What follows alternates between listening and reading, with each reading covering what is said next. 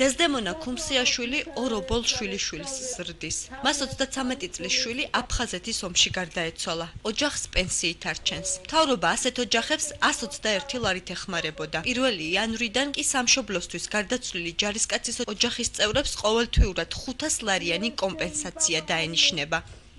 არც მოუკითხიათ არავის დღემდე. როიცოდე შენ. მიჭირს გან არ მიჭირს, აი როგორ ადგილზე ვცხოვრობ. სიკვდილმა მას შემჭამა. ჩემ 33 წლის აიღოს 60 წელში იყო დაბადებული თებერვალში. 33 წლის ვაჟკაცი ხელში გამიქრა. იანვარში თუ მოგვართავს, დეკემბრიდან დაენიშნება და ასე შემდეგ, მომდევნო თვიდან. ახალი კანონის შესახებ ძალაში შესვლა სოციალური მომსახურების სააგენტომ დოკუმენტი დღეს უკვე ოფიციალურად მიიღო. დღეს მდგომარეობით სააგენტოში ასეთი 3 ოჯახია დარეგისტრირებული.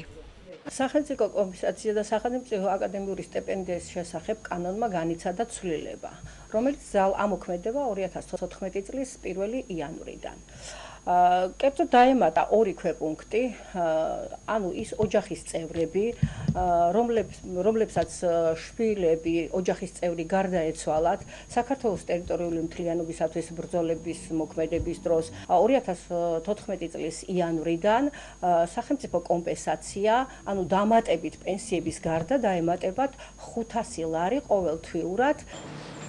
2015 წლიდან ეს თანხა გაორმაგდება და კომპენსაცია 1000 ლარით განისაზღვრება.